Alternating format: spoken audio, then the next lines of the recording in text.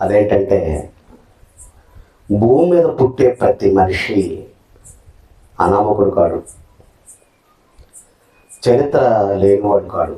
Sound లేదా? Sound పెట్టు. చరిత్ర లేనివాడు కాడు. పుట్టే ప్రతి మనిషి మహాచరిత్ర కలిగిన వాడు.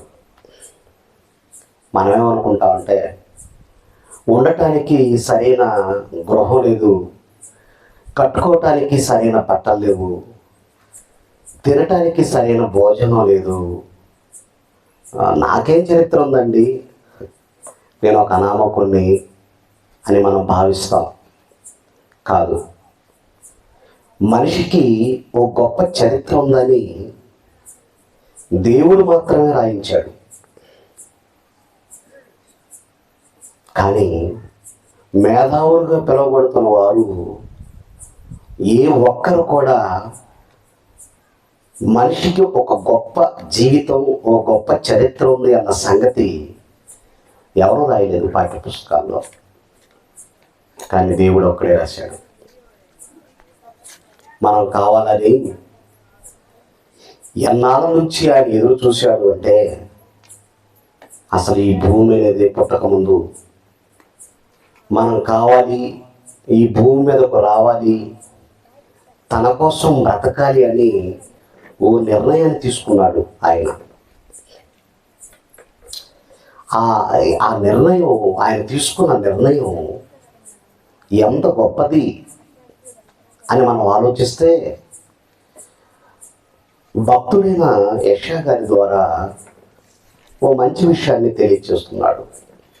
చూడండి, యెషయా గ్రంథం తీసి 42వ అధ్యాయం 5వ వచనాన్ని చదువుతాడు. యెషయా గ్రంథం 42వ అధ్యాయం, సౌండ్ కొంచెం పెట్టాను, 42వ అధ్యాయం 5వ వచనం చూడండి. ఆకాశములను సృజించి వాటిని విశాలపరచి. చూసారా? ఆకాశములను సృజించి, ఆకాశం కాదు, ఇప్పుడు మీ కంటికి కనిపిస్తుంది ఒకటే ఆకాశం, కనిపించని మరికొన్ని ఆకాశాలు ఉన్నాయి, మరికొన్ని లోకాలు ఉన్నాయి.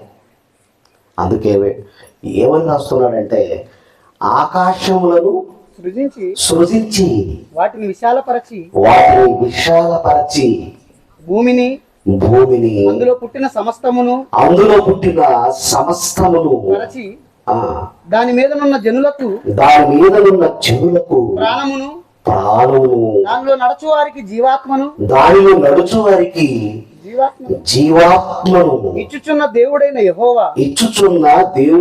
యెహోవా ఇలాగు సెలవిస్తున్నాడు, మాట్లాడుతున్నాడు. తనను మరిచిపోయిన తన ప్రజలతో, తనను పట్టించుకొని ఈ లోకపు జనాంగంతో ఆయన మాట్లాడుతున్నాడు. ఆయన, నువ్వు చిన్నవాడు కాదు, నీకోసం ఆకాశాలు సృష్టించాను అంటున్నాడు. అంటే మనిషి ఒక 3 లోకాల చరిత్రను కలిగి, చరిత్రను రాసుకుని భూమి మీదకి వచ్చాడు. 3 లోకాల చరిత్ర. ఇందాక మీరు మొదటి సందేశాన్ని మీరు విన్నారు. ఆ మొదటి సందేశంలో ప్రతి మనిషి తండ్రి నుంచి తల్లిలోకి వచ్చాడు, అక్కడ ఒక రూపాన్ని సంతరించుకున్నాడు అని చదువుకున్నారు. ఆ తరువాత తండ్రిలోకి రాకముందు మీరంతా, మనమంతా దేవుని నుండి వచ్చాము అని చదువుకున్నారు. ప్రభువా, తరతరముల నుండి మాకు నివాస స్థలం నీవే. భూమిలో ఎన్ని తరాలు పుట్టాయో, ఎన్ని తరాలు వెళ్ళిపోయాయో, పుట్టుకొస్తున్న తరాలు, వెళ్ళిపోతున్నటువంటి తరాలు, ఈ తరాలన్నీ ఒకనాడు దేవుల్లో ఉన్నాయి. అంటే పరలోకం, దేవుడు ఎక్కడున్నాడు? యేసుక్రీస్తు మాకు ఏమి నేర్పాడు? పరలోకమందున్న మా తండ్రి అని నేర్పాడు. అంటే మనుషులందరికీ జన్మనిచ్చిన తండ్రి దేవుడు. ఆయన పరలోకంలో ఉన్నాడు. ఆ లోకం నుంచి మనం బయలుదేరి ఆత్మగా బయలుదేరి తండ్రిలోకి వచ్చాము. తండ్రిలో నుంచి తల్లిలోకి వచ్చాము. ఆ తల్లి ఏం చేసింది అంటే రక్త మాంసాలు ఇచ్చింది. అక్కడ రక్త మాంసాలు ఒక శరీరాన్ని తీసుకొని తల్లి గర్భం నుంచి ఈ లోకానికి వచ్చాం. మట్టి లోకం, భూలోకం. మరణించిన తరువాత మరలా ఈ శరీరాన్ని ఇక్కడ విడిచి ఆత్మగా మరో లోకానికి ప్రయాణం అవుతాం మనమంతా. అదే పాతాళం. ఎన్ని లోకాలు? పరలోకం, ఇప్పుడున్న లోకం భూలోకం. మరణం తరువాత శరీరాన్ని విడిచి ఆత్మగా వెళ్ళిపోయే మరో లోకం పాతాళం. అంటే మనిషి 3 లోకాల చరిత్రను దేవుడి చేత వాయించుకొని భూమి మీదకి వచ్చేటటువంటి ఏషియా. అంటే మనం అంత అనామకులు కాదు. ఒక మహా చరిత్రను కలిగి ఈ భూమి మీదకి మనం అంతా వచ్చాం. దేవుడు ఏం చేశాడో తెలుసా అండి? మనకు ఏం చేశాడో తెలుసా? ఒక ప్రాణం, మనకి ఒక ప్రాణాన్ని పోశాడు. అంతేకాదు, మనకి శ్వాస నిశ్వాసలు ఆయన ఏర్పాటు చేశాడు. శ్వాస నిశ్వాసలు అంటే ఊపిరి అంటారు. ఊపిరి.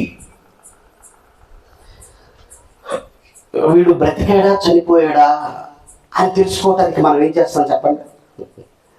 ఏదైనా ఒక ప్రమాదం జరిగినప్పుడు ఇతను చనిపోయాడా ఉన్నాడా అని తెలియటానికి మనం ఏం చేస్తామంటే ఈ వేలు తీసుకొని ఇక్కడ పెడతాం, ముక్కు దగ్గర పెడతాం. అంటే శ్వాస ఉందా, పోయిందా? ఊపిరి ఉందా, పోయిందా? డాక్టర్ అయితే ఏం చేస్తాడంటే ఇదిగో ఇక్కడ నాడి పట్టుకుంటాడు. ఈ నాడి పట్టుకొని ఏం చెప్తాడు అంటే, ఏమండి మేము చేయవలసిన ప్రయత్నం చేశాము, ప్రాణం పోయింది, మీరు తీసుకెళ్ళండి. అంతేనా? మరి ఏనాడైనా మనిషి ఆ ప్రాణం గురించి, మనిషిలో ఉన్న ఊపిరి గురించి ఏమైనా కాస్త ఆలోచించాడా? లేదు. మనం మాత్రం ఆలోచించామండి. ఏంటి ఈ ఊపిరి మనలో ఉండటం ఏంటి? మనం ఇంకా బ్రతుకున్నామేంటి? చాలా మంది కాలగర్భంలో కలిసిపోతున్నారేంటి? చాలా మంది ఇండ్ల చెరువును విడిచిపెట్టి వెళ్ళిపోతున్నారేంటి? మన తాతలు వెళ్ళిపోయారు, మన ముత్తాతలు వెళ్ళిపోయారు. రేపో మాపో మనం కూడా వెళ్తాం. లేదంటే మేము ఇండ్ల చెరువులో ఉంటామని చేతులు ఎత్తండి. మేము ఎప్పటికైనా ఇక్కడే ఉండిపోతామండి అంటారా? లేదు, వెళ్ళిపోతారు. మీరైనా నేనైనా వెళ్ళిపోతాం. ఏదో ఒక రోజు ఆ ఊపిరి విడిచి మనం వెళ్ళిపోతాం. దాని గురించి దేవుడు ఎలాంటి మాటలు రాయిస్తున్నాడో తెలుసా? నాయన, మిమ్మల్ని బ్రతికించుకోవటానికి సృష్టిని ఏర్పాటు చేశాను. బాధ్యతతో చేశాడు ఈ సృష్టి. మీరు ఇల్లు కట్టేటప్పుడు బాధ్యతగా కట్టుకుంటారా? ఏమండి? మామూలుగా పర్లేదులేండి అన్న ఏదో ఒక రకంగా కట్టండి ఇల్లు అంటారా? లేదు, బాధ్యతగా ఒక ఇల్లు కట్టుకుంటారు. మరి బాధ్యతగా ఒక చిన్న ఇల్లు కట్టుకోవటానికి మీరు ఇంత బాధ్యత వహిస్తే, ఇంత మహాసృష్టిని మన కోసం చేయటానికి ఆయన ఎంత బాధ్యత తీసుకున్నాడు అనుకుంటున్నారు? ఎంత బాధ్యత! ఉదయం కాగానే సూర్యుడు వస్తున్నాడా? రావట్లేదా? మీ ఊరికి రావట్లేదా? ఏం మరకట్లేదు ఏంటండి? అసలు తెలుగు కూడా రాదా? మరి పలకండి. ఉదయాన్నే సూర్యుడు వస్తున్నాడు. రాత్రి కాగానే ఇప్పుడు చంద్రుడు వచ్చాడు. ఆయన ఎంత బాధ్యత తీసుకుంటే ఉదయాన్నే సూర్యుడు వస్తున్నాడు. ఆయన ఎంత బాధ్యత వహిస్తే రాత్రికి చంద్రుడు వస్తున్నాడు. ఆయన ఎంత బాధ్యత వహిస్తే ఇదిగో గాలి వీస్తుంది. చూసారా? వీళ్ళంతా ఇప్పుడు గాలి పీల్చుకుంటున్నారు కదా, గాలి పీల్చుకుంటున్నారు. నీరు అక్కడక్కడ ఉంటుంది కదా, మనం త్రాగే నీరు అక్కడక్కడ ఉంటుంది, గాలి కూడా అక్కడక్కడ ఉందనుకోండి పరిస్థితి. ఈరోజు గాలి దొరకొండలో ఉంది అనగానే మీరందరూ ఏం చేయాలి తెలుసా? అక్కడికి వెళ్ళాలి, ఎండ చెరువు వదిలిపెట్టి అక్కడికి వెళ్ళి గాలి పీల్చుకొని రావాలి. మీరు అంత దూరం వెళ్ళే లోపల ఈ పొడి నేల దాటి లోపల చచ్చిపోతారు. ఎండ్ల చెరువు పొలిమేరలు దాటే సైకిల్ చచ్చిపోతారు. ఎందుకంటే ఒక్క క్షణం కూడా మీరు గాలి పీల్చుకోకుండా ఉండలేరు.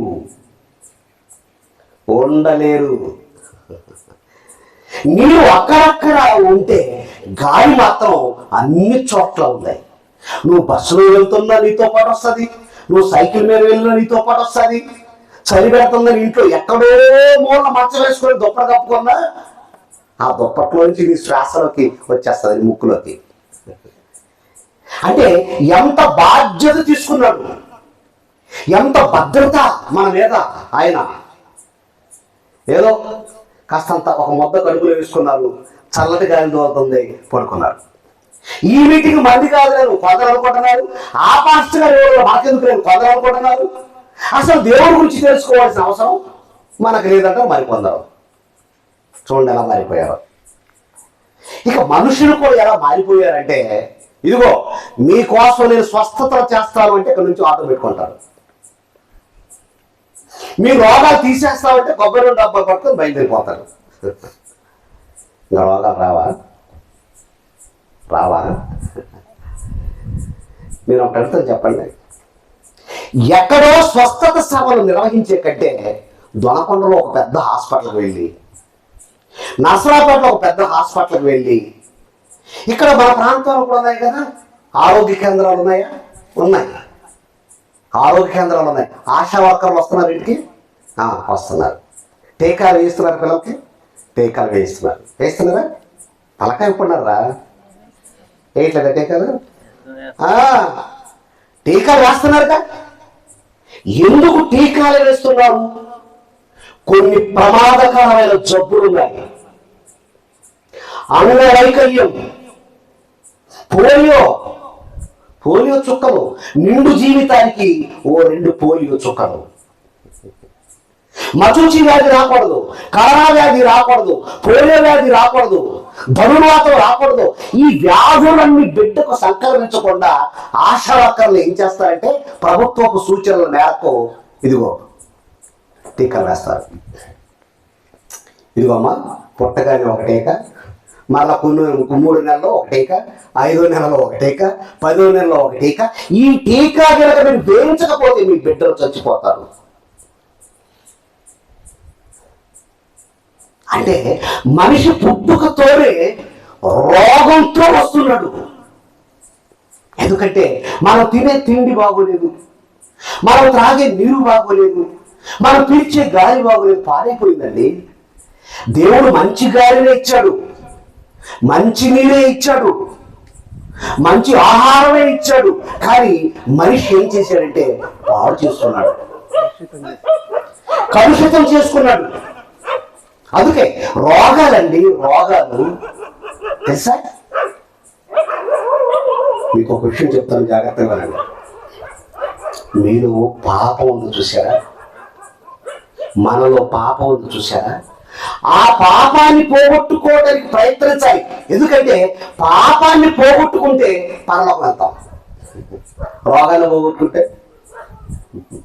పరలోకం రాదు. అర్థమైందా? ఎవరికి స్వస్థపరిచే వరం లేదు. గుర్తుపెట్టుకోండి. ఎందుకంటే ఒకవేళ స్వస్థపరిచే వరం ఉందనుకోండి, మీరు బజ్జీలు తీసుకురండి, ఏమంటాడు? అమ్మా నాకు గ్యాస్ ట్రబుల్ ఎక్కువ అమ్మ అంటాడు. నేను తినలేనమ్మా. గ్యాస్ ట్రబుల్ రోగం కదా.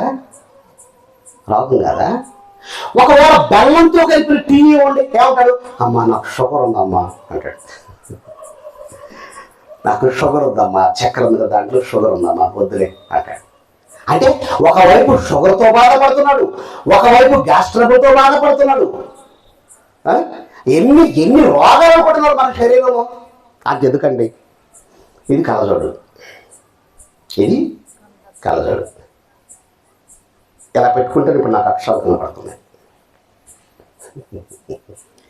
ఇది తీసేశాను, అంత మసగమసగ్గా ఉంది. అంటే కళ్ళకి ఏమొచ్చింది? జబ్బు వచ్చింది. కళ్ళకి జబ్బు వచ్చింది. ఆ కళ్ళ జబ్బుకి డాక్టర్ ఏం చేశాడంటే మెడిసిన్గా ఇదిగో స్పెట్స్ ఇచ్చాడు. స్పెట్స్ ఉదయాన్నే లేవగానే పేస్ట్ చేస్తారు బ్రష్ మీద. ఎందుకు? పంటి మీద చాలా బ్యాక్టీరియా ఉంటుంది, క్రిములు ఉంటాయి. బ్రష్ చేయాలి. బ్రష్ అయిపోతే ఎట్లా? స్నానం చేయకపోతే ఎలా? మీకు తెలియని క్రిములు, మీకు తెలియని రోగాలు చాలా ఉన్నాయి. బాగా గుర్తుపెట్టుకోండి. విలువైన దేవుని వాక్యాన్ని విని మీ ఆత్మలను రక్షించుకోవడానికి రావాలి. మీరు పరలోకానికి వెళ్ళాలి అంటే మీ ఆత్మను రక్షించేది వాక్యం. ఆత్మకు కావలసింది వాక్యం, శరీరానికి కావలసింది స్వస్థత. ఒకవేళ దీనికి స్వస్థత వచ్చింది అనుకోండి, మరలా మట్టిలో కలిసిపోద్ది. ఇది ఎంతకాలం బ్రతికింది? ఈ శరీరం ఎంతకాలం బ్రతుకుతుంది? 60 ఏళ్ళు, 70 ఏళ్ళు తర్వాత మట్టిలోకి వెళ్ళిపోతుంది. త్వరగా మట్టిలోకి వెళ్ళిపోయే ఈ శరీరం కోసం మీరు ఆలోచిస్తారా? శాశ్వతంగా దేవుడితో ఉండే మీలో ఉండే ఆత్మను గురించి మీరు ఆలోచిస్తారా? కలకాలం ఉండేది ఆత్మ, దేవుడి చెంతకు చేరవలసింది ఆత్మ. ఆ ఆత్మకు కావలసింది వాక్యము అన్న సంగతి ఈరోజు క్రైస్తవ ప్రపంచానికి తెలియకపోవటం సిగ్గుకరం. సిగ్గుపడాలి. అంజూరు పండు అమ్మాడు ఒకడో, కచ్చిపులు అమ్మాడు ఒకడో, నూనె అమ్మేవాడు ఒకడో, బ్రెడ్ అమ్మేవాడు ఒకడో. ఇదిగో మీరు బలవంతపు మత మార్పులు చేస్తున్నారు భారతదేశంలో అంటున్నారు హైందవ సహోదరులు. మీరు బలవంతపు మత మార్పులు చేస్తున్నారు, కళ్ళబోయే మాటలు చెప్తున్నారు, సమాజాన్ని బ్రతు పట్టిస్తున్నారు అంటున్నారు. మరి ఇంకెప్పుడు తెలుసుకోవాలి మరి మనమంతా? ఎప్పుడు అర్థమవుతుంది బైబిల్లో ఉన్న సంగతులన్నీ? మనం శ్రద్ధగా బైబిల్ నేర్చుకున్నప్పుడు, మనం శ్రద్ధగా వాక్యాన్ని చదువుకుంటున్నప్పుడు ఆయన విలువేంటో అర్థమవుతుంది, మన జీవితం విలువేంటో అర్థమవుతుంది. మనుషుల జీవితపు విలువలు అర్థం కావాలి అంటే బైబిల్ చదివి తీరాలి. అది చదవకపోతే మీరు మోసపోతారండి. మోసపోయారా మీ ఆత్మ కలకాలం అగ్నిలోకి జారిపోతుంది. గుర్తుపెట్టుకోండి. మనల్ని ప్రేమించిన ఆ దేవుడు ఇక మన విషయంలో ఆయన ఎంత భద్రత తీసుకుంటున్నాడో చూడండి. ఎంత భద్రత. యోబు గ్రంథం 27వ అధ్యాయం.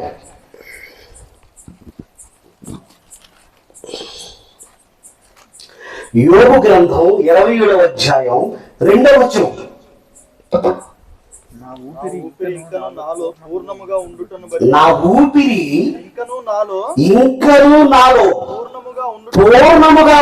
బట్టి దేవుని ఆత్మ నా నాసికారంధ్రములో ఉండుటను బట్టి నా న్యాయమును పోగొట్టిన. చూశారండి యోబు గారి చేత ఎలా వ్రాయిస్తున్నాడో? నాలో ఊపిరి ఇంకా పూర్ణంగా ఉంది అని అంటే, నాయన నువ్వు దయచేసిన ఆత్మ వలన, నీవు నా శరీరంలోకి ప్రవేశపెట్టిన ఆత్మ వలన నాలో ఊపిరి పూర్ణంగా ఉంది అన్నాడు. చూడండి, ఆత్మ వెళ్ళిపోయింది అనుకోండి, ఊపిరి ఉండదు. అర్థమవుతుందా? మీరు పీల్చుకుంటున్నారే శ్వాస, నిశ్వాస అంటారు. అది మీలో పూర్ణంగా ఉండాలి అంటే ఆత్మ ఉండాలి మీ శరీరంలో. ఆయన పంచిన ఆత్మ అది కనుక వెళ్ళిపోయింది అనుకోండి, మీలో ఉన్న ఊపిరి నిలిచిపోతుంది. ఆ ఊపిరి మనం పీల్చుకోవటానికి ప్రాణవాయువును సిద్ధపరిచాడు దేవుడు. ప్రాణవాయువు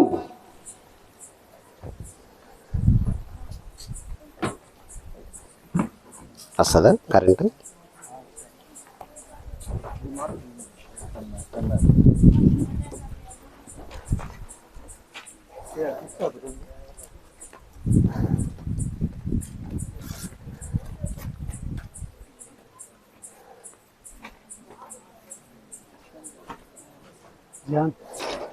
హౌస్లో పెట్టాలి.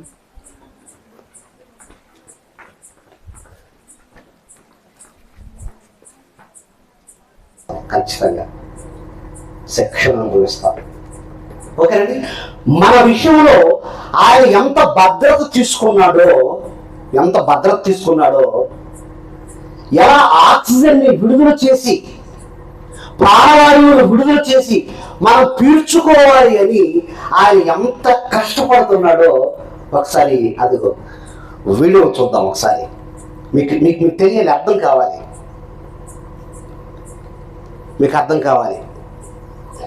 మొక్కలు ఏం చేస్తున్నాయో చూడండి.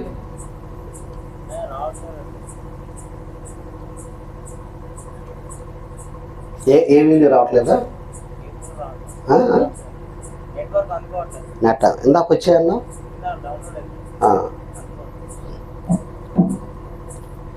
మొక్కలు నిజంగా అండి గాలిలో ఉన్నటువంటి కార్బన్ డైఆక్సైడ్ తీసుకొని, అంటే మనం పీల్చకూడని వాయువుని అది తీసుకొని మనకి ప్రాణవాయువునిస్తుంది. ప్రాణవాయువు, ఆ ప్రాణవాయువును ఎందుకు ఇస్తుంది అంటే మనమంతా పీల్చుకొని బ్రతకాలి, మనమంతా పీల్చుకోవాలి. ఇలా అందరినీ బ్రతికిస్తుంది ఆ దేవుడే. అపోస్తలుల కార్యము చూడండి. అపోస్తలుల కార్యములు 17వ అధ్యాయం. అపోస్తలుల కార్యములు 17వ అధ్యాయం 25వ వచనాన్ని చూడండి. 25. ఆయన అందరికీ జీవమును ఊపిరిని సమస్తమును దయచేయువాడు. బా, అందరికీ అంటే ఇండ్ల చెరువులో ఉన్న వారికి, దర్శిలో ఉన్న వారికి, కరిగిరిలో ఉన్న వారికి, గుంటూరులో ఉన్న వారికి, పాకిస్తాన్లో ఉన్న వారికి, రష్యాలో ఉన్న వారికి, చైనాలో ఉన్న వారికి అందరికీ ఆయన జీవము ఊపిరిని సమస్తమును దయచేశాడటండి ఆయన. ఎందుకు అందరికి జీవాన్ని ప్రసాదించాడు? ఎందుకు అందరికి ఊపిరిని అనుగ్రహించి బ్రతికిస్తున్నాడు?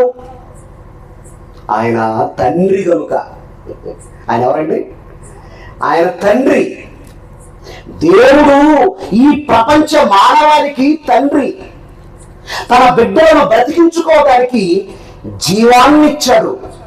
బ్రతికే స్థితి అంటారు. జీవము అంటే బ్రతికే స్థితి. ఊపిరి అన్నాడు. ఊపిరి, ఆ ఊపిరి పీల్చుకోవాలి. ఆ ఊపిరి మనం పీల్చుకోకపోతే బ్రతకలేము. ఆ ఊపిరిని కూడా దయచేసింది ఎవరై అంటే దేవుడే. కానీ చాలా మంది ఏం చెప్పారు అంటే అసలు దేవుని ప్రమేయం లేదు, దేవుని వల్ల మనం ఏం బ్రతకట్లేదు. ఓ రైతు పంట పొలాన్ని పండించుకున్నాడు, ఆ పంట వల్ల అతను బ్రతుకుతున్నాడు. ఓ యజమాని ఫ్యాక్టరీ కట్టించాడు, ఆ ఫ్యాక్టరీలో కార్మికులు వెళ్తున్నారు, కార్మికులు అక్కడ పనిచేసుకుంటున్నారు, ఫ్యాక్టరీ వల్ల కార్మికులు బ్రతుకుతున్నారు. చూసారా? రైతేమో పంట వల్ల బ్రతుకుతున్నాడట, కార్మికుడేమో ఫ్యాక్టరీ వల్ల బ్రతుకుతున్నాడట, భార్య ఏమో భర్త వల్ల బ్రతుకుతుందట. మరి దేవుడి వల్ల మనం బ్రతకట్లేదా? మేవాడ దేవుడి వల్ల బ్రతుకుతున్నామండి అంటున్నారు. మీకు విషయం చెప్పనా? పంట ఉన్నా, ఫ్యాక్టరీలు ఉన్నా, భర్త ఉన్నా, భార్య ఉన్నా, సంపద ఉన్నా, ఊపిరి లేకపోతే, మీలో ఊపిరి లేకపోతే మీరు ఏం తెలియలేరు, ఇంట్లో నుంచి బయటకు కూడా రాలేరు. శోభన్ బాబు గారు ఉన్నారు, సినీ నటుడు, యాక్టర్. ఏమండి, ఉదయాన్నే తన భార్య ఆయన కోసం టిఫిన్ రెడీ చేసింది. టిఫిన్ రెడీ చేసి, ఏమండి మీకోసం టిఫిన్ సిద్ధం చేశాను రండి అంది. కలివకమా టిఫిన్ చేయటానికి రండి అంది. అనగానే వెంటనే ఇదిగో నేను వస్తున్నాను అని చెప్పి ఒక్కబోరలో చచ్చిపోయాడు. తెలుసా మీకు? న్యూస్ ఇది. ఎందుకు చనిపోయాడు? భోజనం టిఫిన్ సిద్ధంగా ఉంది, టేబుల్ మీద సిద్ధంగా ఉంది టిఫిన్, కానీ టిఫిన్ చేయలేకపోయాడు, ఆహారం తీసుకోలేకపోయాడు, చచ్చిపోయాడు. కారణం ఏంటయ్యా అని మనం ఆలోచిస్తే, ఇదిగో ఓ నిశ్శబ్ద మృత్యువు ఆయన గమనించింది. కరెంట్ వచ్చింది మార్చే కాకుండా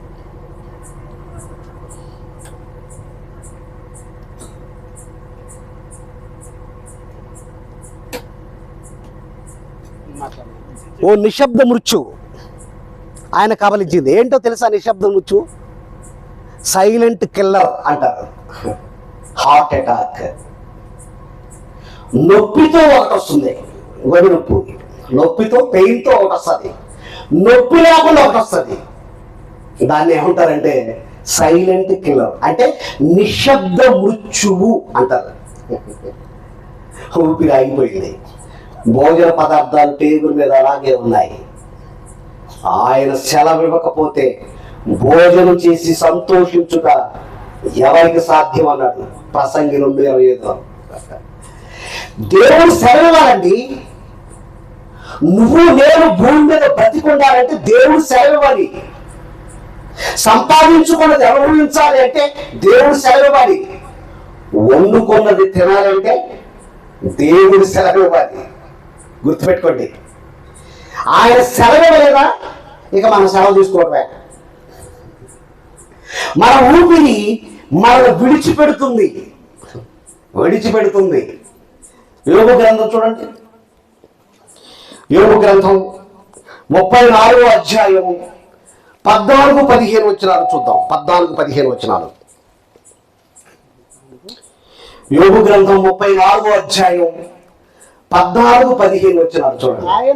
ఆయన తన మనసు తన మీదే ఉంచుకుని ఎడల తన శ్వాస నిశ్వాసలను తన యొద్దకు తిరిగి తీసుకుని తన యొద్దకు తిరిగి తీసుకుని ఎడల శరీరులందరూ ఏకముగా నశించెదరు అంటున్నాడు. చూడండి, మీరు పీల్చుకునే ఈ శ్వాస నిశ్వాస మనది కాదట, తనది అంటున్నాడు. చూడండి, తనది. ధనవంతుడు అంటాడండి తన ప్రాణంతో, నా ప్రాణమా తిను, త్రాగు, సుఖించు, సంతోషించు. ఇందుకే భూమి మీదకు వచ్చావు. దేవుడు అవసరం లేదు, దేవుని పట్టించుకోవాల్సిన అవసరం లేదు, ఈ జీవితాన్ని ఆయనకి అంకితం చేయవలసిన అవసరం లేదు. ఎంజాయ్ చేయి, సుఖపడు, అక్కడి నుంచి అటు నరకని పో. నా ప్రాణమా అన్నాడు. ప్రాణం మీది కాదయ్యా. ప్రాణం ఎవరు అనుకుంటున్నారు? దేవుడు పెట్టిన భిక్ష. మన ప్రాణం దేవుడు పెట్టిన భిక్ష, మన ఊపిరి దేవుడిచ్చిన భిక్ష. అదే అంటున్నాడు 14-15లో. తన శ్వాస నిశ్వాసములను తిరిగి తన వద్దకు తిరిగి తీసుకుంటే శరీరులందరూ ఏకముగా నశించెదరు. అంటే శవాలు గొట్టలు పడిపోతాయట. మనలో ఉన్న ఊపిరి తీసేసుకుంటే గొట్టలు లాగిపోతారు. ఇక గొయ్యిదో వెళ్ళిపోలేడు. పారదేశంలో ప్రియులని పాట పాడేవాడు లేడు, కాస్తంత పిడికలు మట్టేసేవాడు కూడా ఉండడు, ఎవడు ఉండడు. తన శ్వాస నిశ్వాసలను తిరిగి తన యొద్దకు తీసుకుంటే అన్నాడు. తన మనస్సు మన మీద పెట్టాడండి. అందుకే మనం ఇంకా బ్రతికున్నామండి. ఏదైనా విదేశాల్లో బిడ్డలు చదువుతుంటే, దూర ప్రాంతాల్లో ఏదైనా వారు మన బంధువులు ఒకవేళ ఉంటే, మనకైన వాళ్ళు ఉంటే ఏమని మాట్లాడుకుంటాం? మీ వాడు ఎక్కడున్నాడండి అన్నప్పుడు, మా వాడు మరి చాలా దూర ప్రాంతంలో చదువుకుంటున్నాడు. ఏంటో కట్టె మాత్రం ఇంట్లోనే ఉంది, మనసంతా వాడి మీదనే ఉంది అంటారు. కట్టె ఎక్కడుంది? ఇంట్లో ఉందట. మనసంతా ఎక్కడుంది? ఎక్కడో దూర ప్రాంతంలో బిడ్డ మీద ఉందట. దేవుడు కూడా అదే అంటున్నాడండి. నాయన, నేను పరలోకంలో ఉన్నాను కానీ మీరంతా భూమి మీద ఉన్నారు కదా, నా మనసంతా మీ మీదే ఉందయ్యా. నా మనసంతా మీ మీదే ఉందయ్యా. మా మనసు మాత్రం టీవీ సీరియల్ మీద ఉందయ్యా. మా మనసంతా పొలం మీద ఉందయ్యా, మా మనసంతా ఐశ్వర్యం మీద ఉందయ్యా, మా మనసంతా బంగారం మీద ఉందయ్యా, మా మనసంతా పట్టు చీరల మీద ఉందయ్యా. పక్కింటా ఎంత మంచి పట్టు చీర కొందో, ఇంతవరకు నాకు పట్టు చీర లేదు. చూసారా, మన మనసు ఎక్కడెక్కడో ఉంది, కానీ దేవుని మనస్సు మన మీద ఉన్నాయి. తన శ్వాస నిశ్వాసలు మనలో ఉంచాడు. మనం ఇంకా బ్రతుకుతున్నాం. మీరు దేవుని వల్ల బ్రతుకుతున్నారని మర్చిపోవద్దు. మీరు పీల్చుకుంటున్న ఊపిరి ఆయనదే సంగతి మర్చిపోవద్దు. మీరు పీల్చుకునే శ్వాస నిశ్వాసలు ఆయన పెట్టిన భిక్షని మీరు మర్చిపోవద్దు. ఈ ప్రాణం ఆయన పెట్టింది. గుర్తు పెట్టుకోండి. ఎంత మంచివాడండి ఆయన. గుంటూరులోనండి, నా ప్రాంతంలో బిడ్డని ఎత్తుకున్నప్పటి వరకు ఆడిచ్చింది. ఏదో వంటగదిలో ఏదో పెట్టింది, మర్చిపోయింది. బిడ్డని ఇక్కడ విడిచిపెట్టి వంటగదిలోకి వెళ్ళిపోయింది. ఆ మనసంతా వంటగదిలోకి వెళ్ళిపోయింది. బిడ్డ సంగతి మర్చిపోయింది. ఈమె వంట పని మీద ఉంది. ఈ పాప ఇలా బందాడుతూ వచ్చి ఎదురుగా ఉన్న ఒక పెద్ద డ్రైనేజీలో కూడా చచ్చిపోయింది. ఎందుకు చెప్తున్నాను తెలుసా? ఒక క్షణం బిడ్డ మీద తన మనసు త్రిప్పుకొని ఎక్కడో అడియాశతో వెళ్ళిపోయింది అంటే బిడ్డ చచ్చిపోయింది. ఎవరో ఆడుకోవడానికి తీసుకుపోయారు అనుకుంటుంది, ఎవరో ముద్దుగా ఎత్తుకున్నారు అనుకుంటుంది. 1 రోజు 4 రోజులు గడిచిన తర్వాత తల్లడిల్లిపోతున్నారు తల్లిదండ్రులు. బిడ్డ ఏమైంది అని. వాళ్ళు ఎదురుగా ఉన్న డ్రైనేజీలో నుంచి ఒక కుళ్ళుడు వస్తుంది. కడుపు అంతా ఉబ్బిపోయింది. ఆ లోపల మురుగు నీరంతా తాగేసింది. ఊపిరాడక చచ్చిపోయింది. ఊపిరాడక ఉబ్బిపోయిందండి. వాసన వస్తుందండి. ఏంటి ఇంత భయంకరమైన దుర్వాసన అని ఆ డ్రైనేజీని కదిలిస్తే ఆ డ్రైనేజీలో శవంగా ఉబ్బిపోయింది కూతురు, బిడ్డ. ఎందుకో చెప్పండి? ఓ క్షణం బిడ్డని విడిచింది. తన మనసు ఎక్కడో వంట మీద పెట్టింది. తిరిగి వచ్చేలోపు బిడ్డ శవంగా మారింది. దేవుడు కూడా అదే అంటున్నాడు. ఆయన ఇంత సృష్టిని నీ కోసం చేసి తల్లి గర్భంలో చక్కటి ఆకారాన్ని ఇచ్చి అక్కడే ఆ తల్లి గర్భంలో ఒమ్మనీటిలో నీకు బ్రతుకునిచ్చాడయ్యా. తొలి శ్వాస అక్కడే ప్రారంభమైంది. నాకే జననం అంటారు దాన్ని. ఏమంటారు? జననం. తొలి శ్వాస జననం. తల్లి గర్భంలో ఉమ్మ నీటిలో తొలి శ్వాస ప్రారంభమైంది. ఆ శ్వాస ఆడేటట్లు తల్లి బొడ్డుతాడు నుంచి ఆ శ్వాస అందేటట్లు బిడ్డకు చేసింది దేవుడు. తెలుసు మీకు, మర్చిపోవద్దు. అమ్మ గర్భం నుంచి అమ్మ పీల్చుకునే ఈ ఆక్సిజన్ బిడ్డకి తల్లికి జరాయి ఉంటుంది, బొడ్డుతాడు ఉంటుంది. ఆ బొడ్డుతాడు నుంచి ప్రాణవాయువు వెళ్ళిపోతుంది. బిడ్డకి ఆక్సిజన్ వెళ్ళిపోతుంది, పోషకాలు వెళ్ళిపోతాయి. ఆహారంలోంచి పోషకాలు బిడ్డకు చేరుతుంటాయి.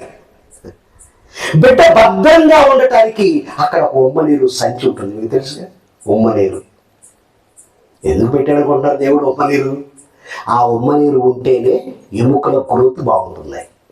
ఆ ఉమ్మనీరు ఉంటేనే లంగ్స్, ఊపిరితిత్తులు అభివృద్ధి చెందుతాయి. ఆ ఉమ్మనీరు ఉంటేనే ఒకవేళ ఎక్కడైనా బొడ్డుతోటి మేకలు పడింది అనుకోండి, ఊపిరాడక చచ్చిపోతారు. తెలుసా మీకు? ఊపిరాడదు, చచ్చిపోతారు. ప్రాణవాయువు బిడ్డ కన్నదు. ఒకవేళ బొడ్డుతాడు మడతలు పడితే ప్రాణవాయువు అందదు, పోషకాలు అందదు, బిడ్డ చచ్చిపోతాయి. మరి ఎక్కువగా ఉమ్మనీరు పెరిగితే ఆ బొడ్డుతాడు విడిపోతుంది. అంత భద్రత తీసుకున్నాడండి దేవుడు. మీకు తెలుసా మీకు? ఏమనుకుంటున్నారు? మనిషి జన్మ అంటే ఏమనుకుంటున్నారు? తొలి శ్వాసతో జననం ప్రారంభమైంది. ఒక మంచి పాట చూద్దామండి. తల్లి గర్భంలో బిడ్డ ఎలా ఎదుగుతుందో, ఆ బిడ్డ మీద దేవుడు ఎంత దృష్టి పెట్టాడో ఓ మంచి పాట ఉంది. అది మనం చూద్దాం, ముగించుద్దాం. ఒక 10 నిమిషాలు ముగించేద్దాం. అంటే చూడండి ఒకసారి లైట్స్ ఆఫ్ చేసి.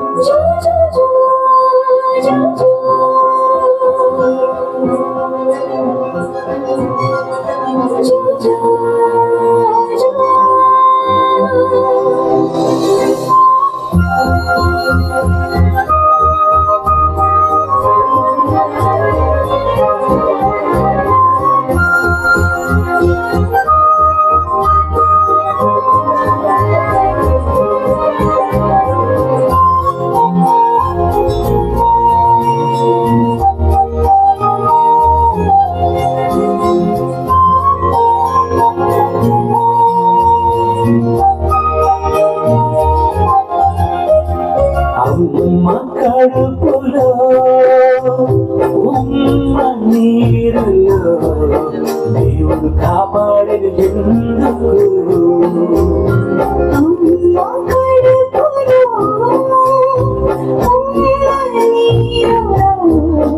దేవుడు కాపాడను ఎందుకు? ఒకవేళ మరణిస్తే దేవుడు నీకు సెలవిస్తే ఏ కష్టం లేకుండా సుఖముందిరా, పుట్టిన వారందరికీ పని ఉందిరా. ప్రాణం పోయే వరకు నీవు దేవుని పని చేయాలి. నీవు అమ్మ కడుపులో ఉమ్మ నీరులో దేవుడు కాపాడేది ఎందుకు?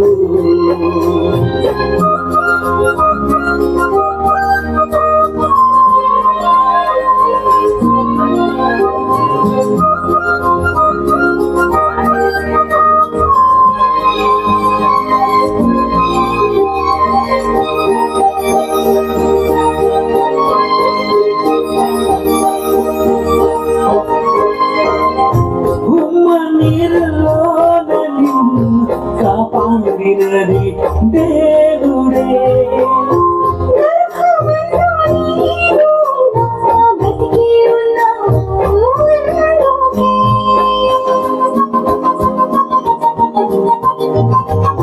ఉమ్మ నీరులో కాపాడినది దేవుడే.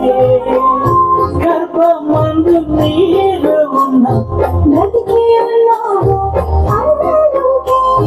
నీటిలో మునిగితే నీవు చనిపోతావు. బొమ్మ నీరు 9 నెలలు బ్రతికున్నావు. తన వంశాన్ని కాపాడి రక్షించుతావని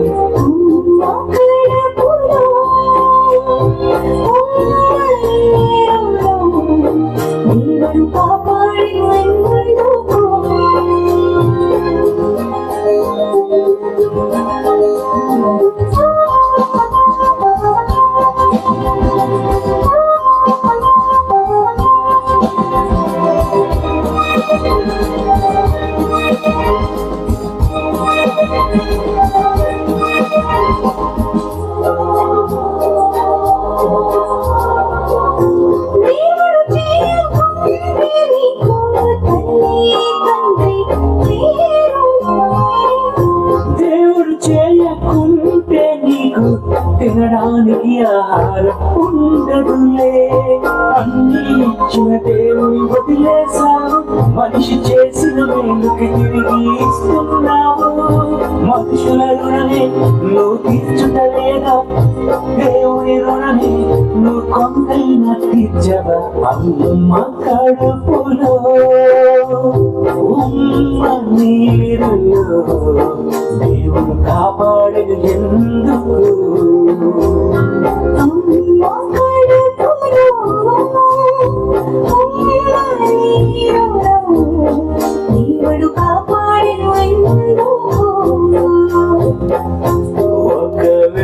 మరణిస్తే దేవుడు నీకు సెలవిస్తే ఏ కష్టం లేకుండా సుఖముందిరా పుట్టిన వారందరికీ పని ఉందిరా ప్రాణం పోయే వరకు నీవు దేవుని పని చేయాలి నీవు అమ్మ కడుపులో ఉమ్మ నీరులో దేవుడు కాపాడేది ఎందుకు అమ్మ కడుపులో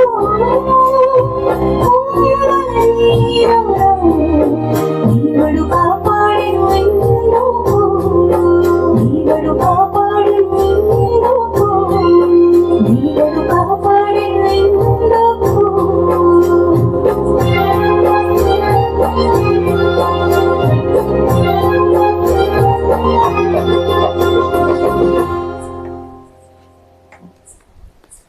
చూసినట్టు మంచి పాట.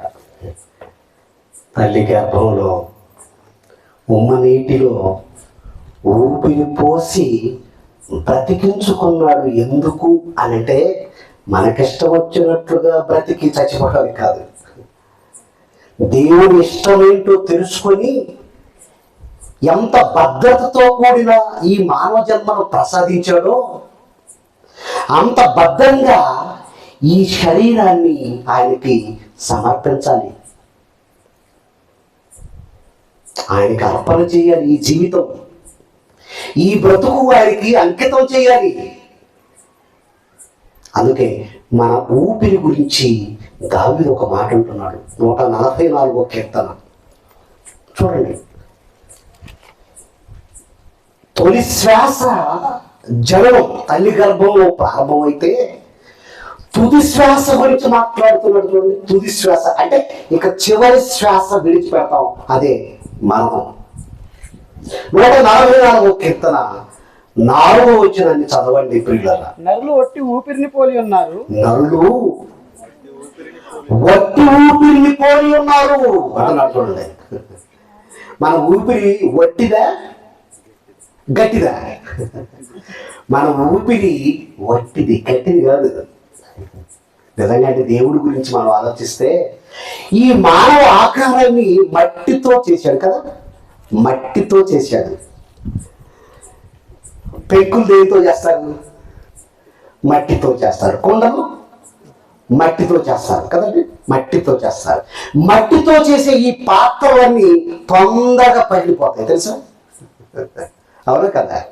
పెంకు జారిపోయింది అనుకోండి, తొందరగా పగిలిపోతుంది.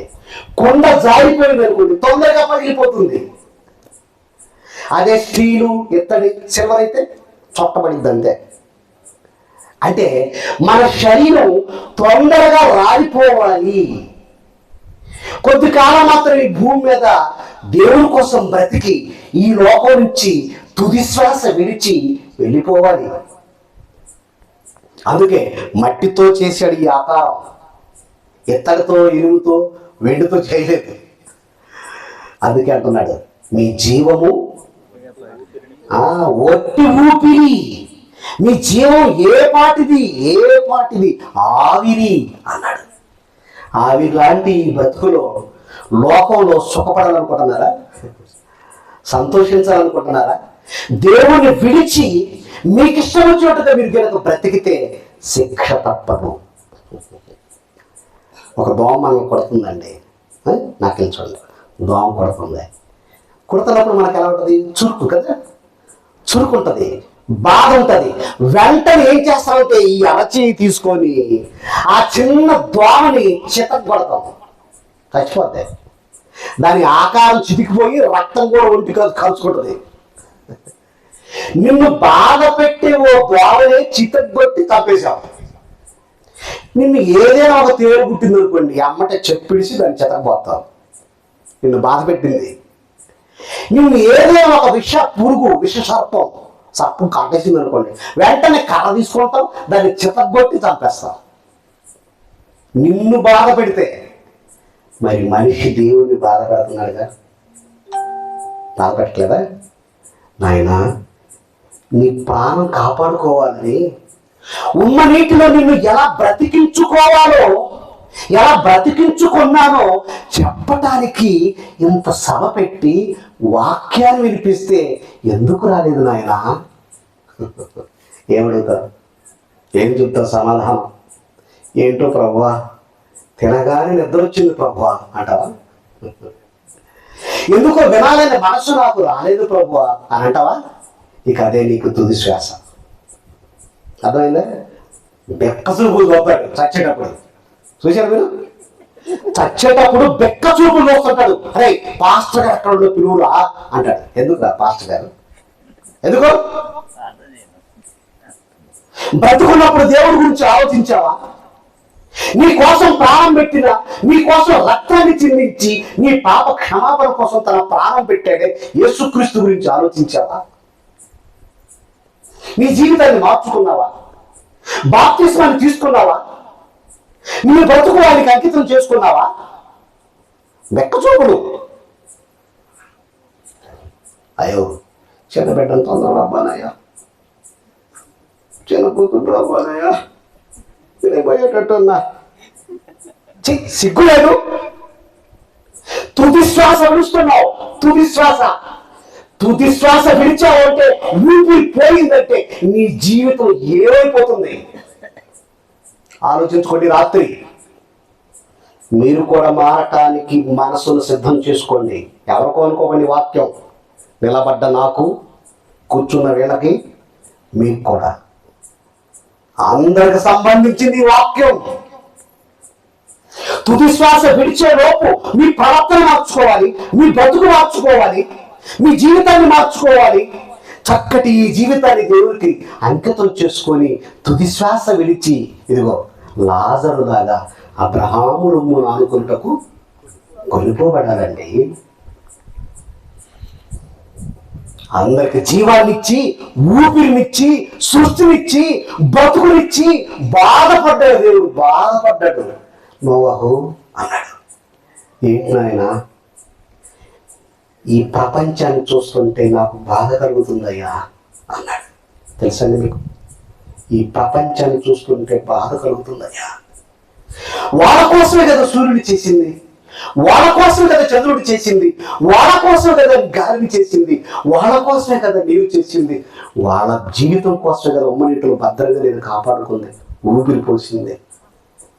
నాకు చాలా బాధ కలుగుతుంది ఇవాళ చూస్తుంటే, సంతాపం కలుగుతుందయ్యా. నువ్వు ఏం చేస్తావంటే ఓడను సిద్ధం చెయ్యి అన్నాడు.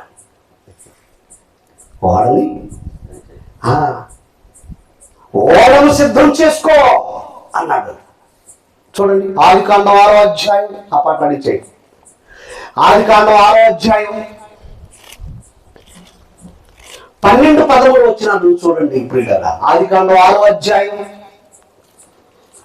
12-13. దేవుడు భూలోకమును చూసినప్పుడు,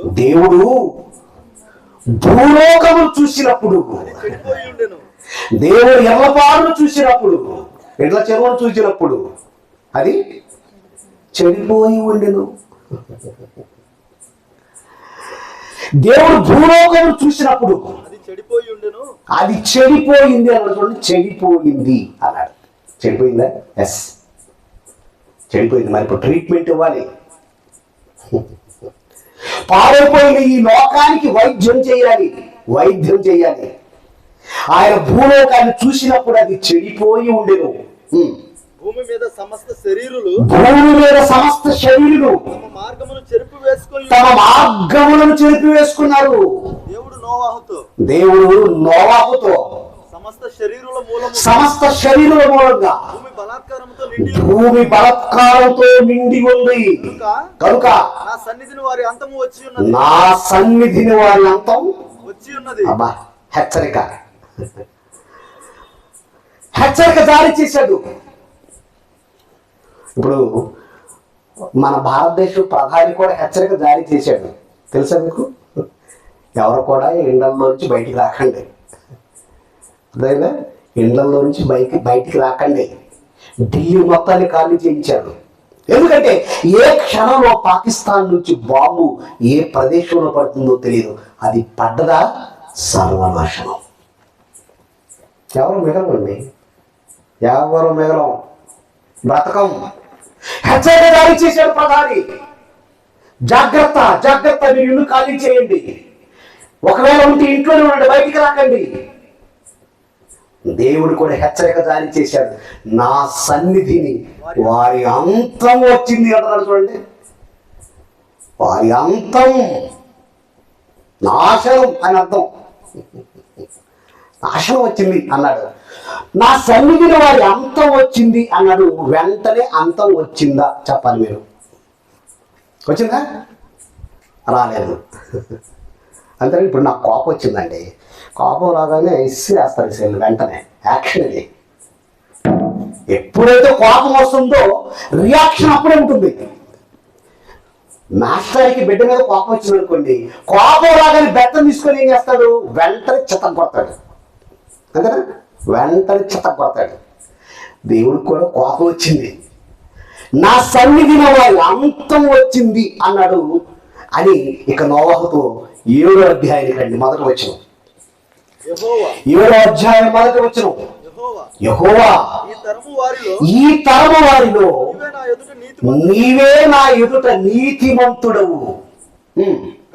కనుక నీవును నీ ఇంటి వారు ఓడలో ప్రవేశించుడి. ఓడలోకి ప్రవేశించండి. చూశారండి ఏమంటున్నాడు దేవుడు? నా సన్నిధిని వారి అంతం వచ్చింది అన్నాడు 6వ అధ్యాయం 12-13 వచనాల్లో. 7వ అధ్యాయంలోకి వచ్చేసరికి అంటున్నాడు, నోవహు ఈ తరము వారిలో నీవే నా ఎదుట నీతిమంతుడుగా ఉన్నావయ్యా. ఈ ప్రపంచ జనాభాలో నేనంటే భయపడేవాడవు, నేనంటే భక్తి గలవాడవు, నేనంటే నీతి గలవాడు, నువ్వు ఒక్కడవే కనిపిస్తున్నావు అన్నాడు. అంటే తరానికి ఒక్కడు అనమాట నీతిమంతుడు. చూడండి, అంటే ప్రపంచం అంతా ఎలా చెడిపోయిందో చూడండి, ఎలా పాడైపోయిందో చూడండి. పాడైపోయిందో. 16వ వచనం రండి. 16వ వచనం, 7వ అధ్యాయం 16వ వచనం. ప్రవేశించినవన్నీ దేవుడు అతనికి ఆజ్ఞాపించిన ప్రకారము సమస్త శరీరులలో మగదియు ఆడదియు ప్రవేశించింది. ఓడలోకి ప్రవేశించింది. అప్పుడు యెహోవా ఓడలు అతని పక్షుల్లో నుంచి మగది ఆడది, అంతేనండి, జంతువుల్లోంచి మగది ఆడది ఓడలోనికి ప్రవేశించాయి. ఇప్పుడు చెప్తాను జాగ్రత్తగా అండి. అసలు నోవహు జంతువుని పిలిచాడా? పిలిచాడండి. ఎవరు పిలిచాడు? మనుష్యులను పిలిచాడు. సువార్తను ప్రకటించి 120 సంవత్సరాలు, సుమారుగా 120 సంవత్సరాలు పట్టింది ఓడను కట్టడానికి. ఆ 120 సంవత్సరాలు ఎందుకయ్యా ఆయన మనసును గాయపరుస్తున్నారు? ఏం తక్కువ చేశాడా దేవుడు? మీకు చెప్పండి, ఏం తక్కువ చేశాడు? మీరు మారండి అని సువార్తను ప్రకటించి మనుష్యులను పిలిస్తే మనుష్యులు రాలేదు, పిలవకుండానే జంతువులు వచ్చాయి. అంటే ఇప్పుడు మనకంటే ఏం గొప్పవి అంటారు? జంతువులు గొప్పవి. చూసా, పశువులు గొప్పవి. మీరు పశువుకు మేత వేసారనుకోండి, పచ్చగడ్డి వేసారనుకోండి, మంచి పాలిస్తాయి. అంతే కదండి? అంతేనా? పాలిస్తాయి. అదే మీరు మనిషికి పాలమైంది, వాడు విషయం కప్పుతాడు. చూసారా? పశువుకి మేతేస్తే మంచి పాలిస్తుంది, పెరుగు, వెన్న, మజ్జిగ. ఎద్దులు కూడా మీరు చూడండి, పొద్దున్న నుంచి సాయంత్రం వరకు వ్యవసాయం చేస్తుంది పొలంలో. పశువు అండి, పశువు. ఓ పశువు వ్యవసాయం చేస్తుంది, ఓ పశువు పాలిస్తుంది, ఓ కుక్క విశ్వాసంతో నీ ఇంటిని కాస్తుంది. గ్యాస్ లీక్ అయింది అనుకోండి, ఇంకా స్పీడ్గా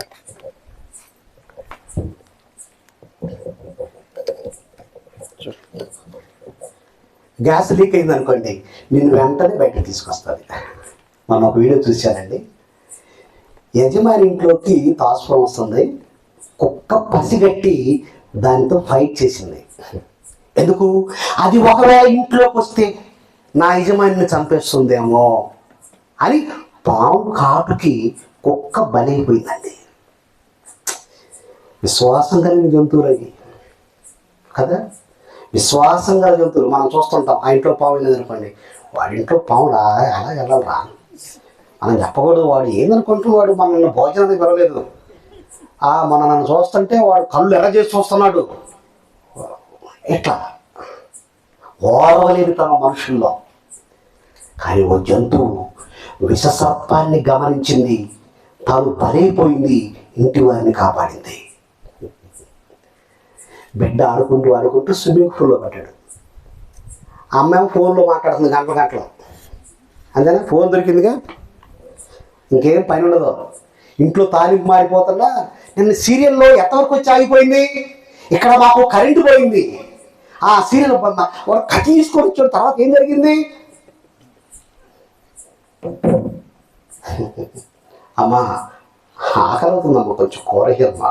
ఆగో, యాడ్స్ వచ్చిన తర్వాత చేస్తాను నీకు కూర అంటే, సీరియల్ మధ్యలో భర్తకి కూర లేదు, నీళ్ళు లేవు. చూడండి మనుషుల జీవితాలు ఎంత భయంకరంగా ఉన్నాయో. ఎందుకు జంతువులు రెండుగా అర్పించారు తెలుసా అండి? రెండుగా. ఒకవేళ మరలా మనసు మార్చుకుని నా పిల్లలు వస్తే ఆ ఓడ సరిపోతుందో లేదో. మంచి ప్రేమ అండి ఆయన. అన్ని జంతువులు ఒకేసారి వస్తే ఆ ఓడను నా పిల్లలు మనసు మార్చుకొని వస్తే సరిపోతుందో లేదో. అందుకే ఆడది మనది, వాటి ద్వారా మన సంతానాన్ని విస్తరింపజేయచ్చు. కానీ మొత్తం జంతువులు ఒకేసారి నింపేస్తే నా పిల్లలు మనసు మార్చుకొని వస్తే ఓడ నిండిపోతే ఖాళీ సరిపోదు అని మరలా ఆలోచించాడు తండ్రి. కానీ రాలేదు. ఆ 120 సంవత్సరాలండి ఓర్పు పట్టాడండి దేవుడు కూడా. మారతారేమో, వాక్యం చెప్తున్నాడు నోవాహు, మారతారేమో అనుకున్నాడు. కానీ మారలేదు. ప్రవాహం వస్తుందట, పైనుంచి తూములు నింపబడతాయట, భూమి అంతా మునిగిపోద్దట, ఓడలోకి నోవాహు వెళ్తాడంట, నోవాహు మాత్రం రక్షణ పడతాడంట, మనం అందరూ మునిగిపోతామంట. వెర్రి పట్టింది.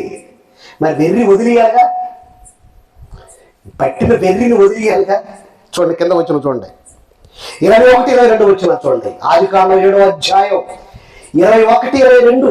అప్పుడు పక్షులేమి, పశువులేమి, మృగములేమి, భూమి మీద ప్రాకు పురుగులేమి, భూమి మీద సంచరించు సమస్త శరీరులేమి చచ్చిపోయి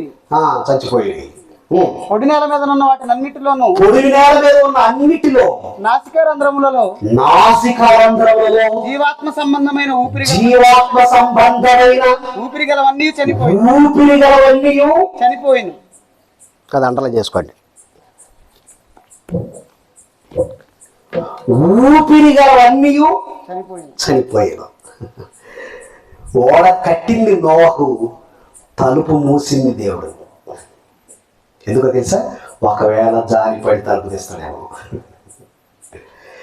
నోవాహు ఒకవేళ వారి మీద జారిపడి తలుపు తీస్తాడేమో అని ఆ డోర్ని క్లోజ్ చేసింది దేవుడు. ఓడ కట్టడం వరకే నోవాహు పని, తలుపు మాత్రం దేవుడు మూసాడు. ఊపిరి గలవన్నీ చచ్చిపోయి అనగానే అక్కడ ఆగిందండి నా పెన్ను. జలప్రలయం ఎందుకు రప్పించావు నాకు ఇప్పుడు అర్థమైంది. దేవునితో జలప్రలయం ఎందుకు రప్పించావు అర్థమైందయ్యా, బాగా అర్థమైంది. ఎందుకంటే మనుష్యులకు ఊపిరి విలువ తెలియాలి. ఏది ఒకరిని నేలలో వేయండి, నదిలో, ఒకరి కాళ్ళు చేతులు కట్టి సముద్రంలో వేయండి, ఒకరిని చెరువులో ముంచండి, వాడు ఊపిరి ఆడక ఏం చేస్తాడు? చచ్చిపోతాడండి. ఊపిరి ఆడక చచ్చిపోతాడు. ఉమ్మనీటిలో మాత్రం బ్రతికించాడు. బయటకు వచ్చిన తర్వాత నీళ్ళల్లో చంపేశాడు. జలప్రలయం. ఆ ఊపిరి విలువ తెలియాలి నీకు. ఈరోజు పలానా రాజకీయ నాయకుడు తుది శ్వాస విడిచాడు అంటే ఇంతకాలం ప్రకృతిలో ఉన్న ఆక్సిజన్ అంతా పీల్చుకొని నీకు ఇష్టం వచ్చినట్టుగా బ్రతికి దేవుని ఇష్టం ఏంటో తెలుసుకోకుండా, దేవుని కొరకు బ్రతకకుండా తుది శ్వాస విడిస్తే ఆ మనిషి పరిస్థితి భయంకరంగా ఉంటుంది. ప్రియులరా, ఊపిరి విలువ తెలియాలి కనుకనే జలప్రళయం రప్పించాడు. ఆ జలప్రళయంలో ఊపిరాడకుండా చంపేశాడు. ఊపిరాడకపోతే మనం ఏం చేస్తామంటే నీళ్ళలో కలా అడుగుకెళ్తాం కదా, మళ్ళా పైకి వస్తాం, మళ్ళా కిందికి పోతాం, మళ్ళా ఊపిరాడదు, మళ్ళా బయటకు వస్తాం. ఎవరైనా కాపాడే వాళ్ళు ఉన్నారేమో అని అడుగుతాం. బాబు నన్ను కాపాడండి, ఈ నీటిలో మునిగిపోతున్నాను, నాకు ఊపిరాడట్లేదు అంటాం. మీకు ఊపిరి విలువ అర్థం కావాలంటే రాత్రి ఒక పని చేయాలి. ఒక 2 నిమిషాలు మీ ముక్కు ముయ్యాలి.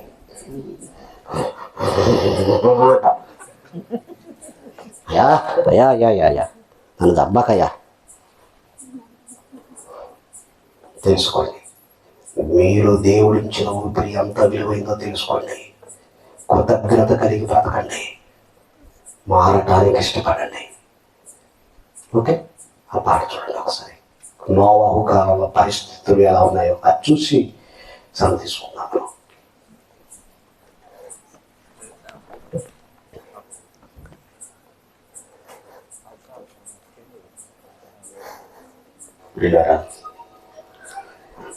దేవుని మాటల్ని వెర్రితనంగా తీసుకోకండి.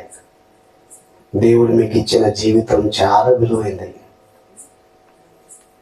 తుది శ్వాస విడిచారు అంటే ఊపిరి మీలో నుంచి వెళ్ళిపోతుంది. ఓ భయంకరమైన లోకానికి మీ ఆత్మ జారిపోతుంది. అందుకని బ్రతుకునిచ్చిన ఆ దేవుని కోసం మీరు తెలుసుకోండి. ఆయన నమ్మి మీ కుటుంబం అంతా ఆయన తెలుసుకొని ఆయన కోసం చక్కగా బ్రతికేవారుగా, ఆయనందు భయభక్తులు కలిగిన వారుగా, ఆయన ఆరాధించేవారుగా మీరు అందరూ మారాలని కోరుతూ ఈ మాటలు ముగిస్తున్నాను. కళ్ళు మూసుకోండి.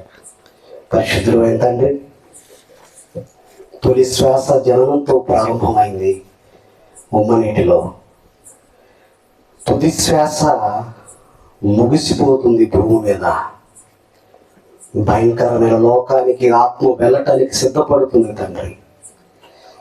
జన్మనిచ్చి బ్రతుకునిచ్చి మహాచరిత్రను కలిగిన మేము ఆయన మీకోసం ఆలోచించకపోతే, మిమ్మల్ని తెలుసుకోకపోతే, మిమ్మల్ని నమ్మకపోతే, యేసుక్రీస్తును విశ్వసించకపోతే ఎంత ప్రమాదం మా ఆత్మకు జరగబోతుందో తెలియచేస్తున్నారు తండ్రి. కనుక ఈ జనన మరణాల మధ్య ఉన్న ఈ బ్రతుకును తండ్రి మీ పిల్లలందరూ కూడా మీకు అర్పణ చేసుకొని ఉన్నతంగా మీకోసం బ్రతికే భాగ్యాన్ని దయచేయండి. స్థానిక సంఘమును జ్ఞాపకం చేసుకొని దీవించండి. సంఘ కాపరి గారిని జ్ఞాపకం చేసుకొని దీవించండి. మంచి వాక్యంతో సంఘాన్ని వెలిగిస్తూ సంఘమంతా ఉన్నతంగా మీకోసం బ్రతుకుతూ అనేక ఆత్మలను రక్షించటానికి సువార్త పనిలో మీ బిడ్డలందరూ పాలివారు కావడానికి సహాయపడండి. ఇదిగో నాయన మీ పిల్లలందరూ ఈ ప్రాంతానికి ఇచ్చేసి ఎన్నో ప్రాంతాలు తిరుగుతూ కష్టపడుతున్నారు తండ్రి. ఇదిగో నాయన మీ బిడ్డలందరినీ జ్ఞాపకం చేసుకోండి. ముఖ్యంగా తమ్ముడు నాసయ్యను, తమ్ముడు మహేష్ను, తమ్ముడు జాన్వేశ్రీని, ఇంకా ఆయనకు సహకారంగా ఉన్న సంఘమును జ్ఞాపకం చేసుకొని దీవించండి తండ్రి. అనేక ప్రాంతాలు తిరిగి కొందరైనా రక్షించే భాగ్యాన్ని ప్రసాదించండి. రేపటి దినం ఎల్లుండి కూడా నేను జరగబోతున్న కార్యక్రమాల్లో మాకు తోడుగా ఉండండి. మీ చిత్తమైతే మరొకసారి మీ బిడ్డలతో కలిసి అదృష్టాన్ని, మరొక మంచి పాఠాన్ని మేము తెలుసుకోవటానికి కృప చూపమని క్రీస్తు యేసు వారి పేరటి ప్రార్థన అడుగుచున్నాము తండ్రి. ఆమేన్. మీ అందరికీ హృదయపూర్వకంగా వందనాలు చెల్లిస్తున్నానండి.